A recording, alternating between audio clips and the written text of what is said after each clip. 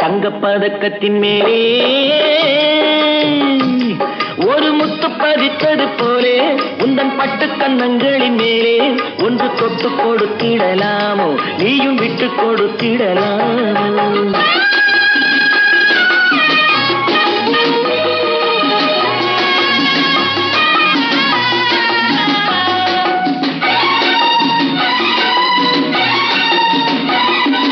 பட்டாடை தொட்டாட தென்றல் தூணிந்து பக்கம் நடந்தது என்ன?